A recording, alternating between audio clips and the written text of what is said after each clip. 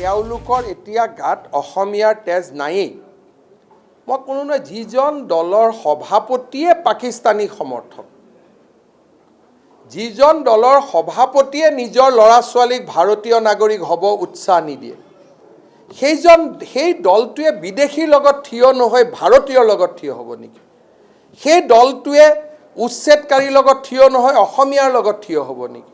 দুটা বাচ্চাকে British passport দি দিছে তাৰমানে আমিবোৰ দ্বিতীয় শ্ৰেণীৰ নাগৰিক নহয় জানো আপোনাৰ ল'ৰাটো অসমীয়া নাগৰিক আপোনাৰ ল'ৰাটো ভাৰতীয় নাগৰিক ৰিপুন বৰাই কি কৈছে যে ব্ৰিটিছ পাছপোৰ্টৰ মূল্য বেছি তাৰমানে আমাৰ ল'ৰা ছোৱালীয়ে ঘোঁৰাৰ ঘাস কাটি আছে কিন্তু আমাৰ মানুহবিলাকেতো এইবিলাক চিন্তাই নকৰে আমাৰ মানুহবিলাকে সেইবিলাকতে সন্তুষ্ট লাভ কৰে সেইকাৰণে আমাৰ ওপৰত আক্ৰমণ চলি আছে সেইকাৰণে কৈছোঁ যে অসমীয়া সাৰ পাব সময় হৈ গ'ল সদায়তো হিমন্ত বিশ্ব শৰ্মা নাথাকে কিন্তু 20 বছৰ পিছত আজি বুঢ়া মানুহজনে যিখিনি কথা কৈছে মই তেওঁক বেয়া পোৱা নাই তেওঁলোকৰ মনৰ ভাৱৰ কথা কৈছে তেওঁ শত্ৰুতামি কৰি লাভ নাই তেওঁ অসমত বাস কৰা মিয়া মুছলমান মানুহখিনিৰ মনৰ কথা কৈছে আজি বৰপেটা বঙাইগাঁও হোজাই যমুনামুখত কিমান আমাৰ ছোৱালী ডেইলি লাভ জেহাদৰ আক্ৰমণ হৈ আছে আগতেতো কোনো মুখ্যমন্ত্ৰী এইবোৰ কথা ক'বই ভয় কৰিছিলে আজি মই কওঁ কাৰণেহে আলোচনা হৈছে আগতেতো সকলো মুখ্যমন্ত্ৰী ইমানে ধৰ্ম নিৰপেক্ষ হ'ব খোজে যে এইবোৰ কথা ক'ব বেয়া পায় মই এটা সাহসেৰে কৈ আছোঁ আৰু মোৰতো পাবলগীয়া একো নাই মইতো জীৱনত যি পাব লাগে পালোঁ কিন্তু মই নিশ্চিতভাৱে জানো যে অসমীয়া মানুহৰ কাৰণে অমংগল আমাৰ দুৱাৰ মুখত আছে আৰু আমি তাক আঁতৰাব লাগিব আজি দেৱব্ৰত শইকীয়াৰ কথা মই নকওঁ তেওঁলোকৰ জীৱনটো এনেকৈ পাৰ হৈ গৈছে য'তে মিয়া মুছলমান তাতেই তেওঁলোক এইটো ঘৰৰ এটা দীঘলীয়া পৰম্পৰা তেওঁলোকৰ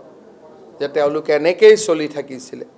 কিন্তু মই ভাবোঁ যে ভাল মোক কালি এটা যুৱ কংগ্ৰেছৰ ল'ৰাই মই হোৱাটছআপটো আপোনালোকক ঘৰুৱাভাৱে দেখাই দিম অসম প্ৰদেশ যুৱ কংগ্ৰেছৰ ল'ৰা এজনে মোক কালি ৰাহুল গান্ধী যোৱাৰ পিছত মেছেজ দিছে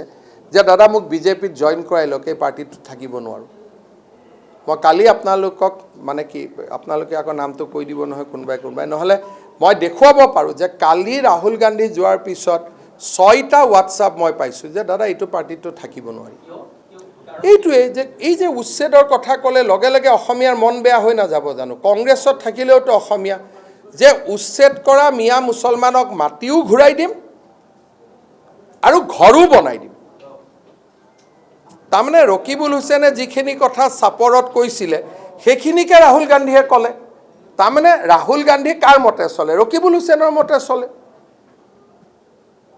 একেখিনি কথাই নকলে জানো চাপৰত যিখিনি কথা ৰাহুল গান্ধীয়ে ৰকিবুল হুছেইনে কৈছিলে সেইখিনি কথাইতো কালি ৰাহুল গান্ধীয়ে কৈ গ'ল গতিকে কংগ্ৰেছ আহিলে 1,29,000 বিঘা মাটি উচ্ছেদ কৰিছিলোঁ তেওঁলোকে ঘূৰাই দিব লগত এটা ইন্দিৰা আৱাস প্ৰধানমন্ত্ৰী আৱাসৰ ঘৰো বনাই দিব স্কুলো বনাই দিব অসমীয়া মানুহে দুধদানি খাই বহি থাকিব লাগিব আজি আছে আজি RF অলৰেডি ৰিপ্লাই হৈছে আৰু মইতো নামানো এইবিলাক আক্ৰমণ কৰিব গৈ লাভ নাই মই মুখ্যমন্ত্ৰী থকা দিনলৈকে গৰু খুঁটিটো আক্ৰমণ কৰি যি পাব লাগে পাইছে বুঢ়া পাহাৰতো আক্ৰমণ কৰিব গৈ যি পাইছে আজিও আক্ৰমণ কৰিবলৈ গৈ যি পাব লাগে পাইছে আমাৰ ইয়াত কম্প্ৰমাইজৰ কথা নাই